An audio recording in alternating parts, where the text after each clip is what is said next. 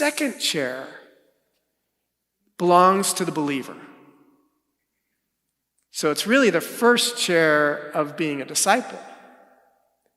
So that's chair number 2 is for the believer. Now, a disciple believes in Jesus and follows Jesus.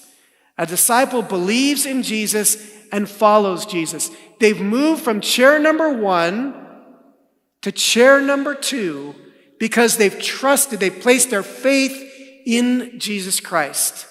A believer, the person who's in chair number 2, is someone who believes who Jesus is. He believes who he is.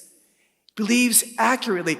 When we think of Jesus, we look at his miracles, we say, come on, he has to be the Messiah of God. He has to be the Christ. Well, actually, no.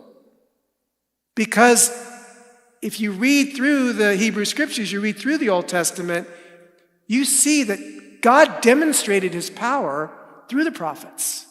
God can demonstrate his power even through you. God demonstrates his power through anyone who is wholly his. He even demonstrated his power through an esh, through a donkey.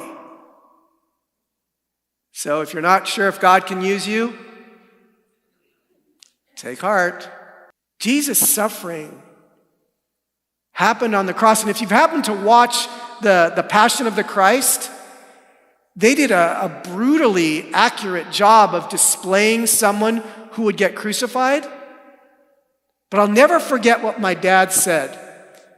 He said, I didn't like the movie. I said, really? Why? He said, because it makes you think that the physical punishment was the greatest suffering that Jesus experienced. The crown of thorns, the flogging, that's not where Jesus really suffered. Jesus suffered when he bore our sin. The sin of all, the sin that demands we be separated from a holy God. He bore separation from God. The second person of the Trinity, somehow God experienced separation. The Son of God bore our sin so we could receive salvation. Do you believe that? Or do you believe in Jesus meek and mild with a lamb in his arms and a smiling face? Do you believe in a suffering Savior? A disciple believes who Jesus really is, but he didn't stay on the cross. He didn't even stay in the tomb. I love how he says it. He says, he must be killed and on the third day be raised to life. Jesus is the triumphant suffering Savior. Are you growing in your Christ likeness? Do you look more like Jesus today than you did 2 years ago, or 5 years ago, or 45 years ago?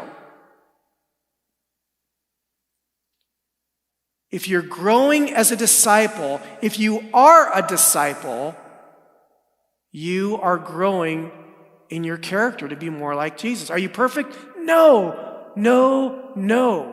You're growing. But if you don't see growth, if those around you don't see growth, you might believe who Jesus is, but you're not following him. Take up your cross. Let go of this life. See, we're following his example. Take up your cross. Okay, again, this is not getting COVID. This is not breaking your ankle. This is not getting a flat tire. This is not stubbing your toe. This is not missing a sale by 2 days. To take up your cross means to act as if you are dead, that you have no future. You have no future. Now, this seems to cut against all profound wisdom of saving for the future, saving for your children's college education, wanting to pass on an inheritance. But Jesus says, take up your cross.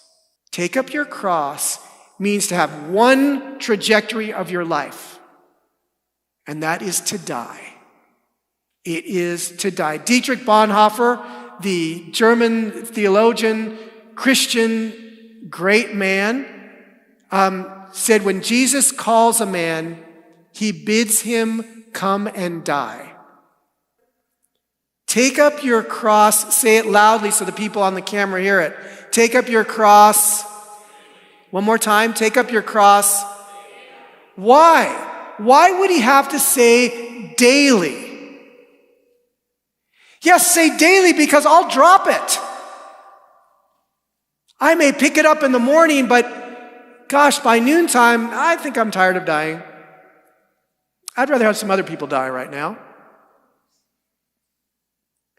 Take up your cross daily. A disciple believes in Jesus as the triumphant, suffering Savior. And they follow him no matter what the cost. No matter what the cost.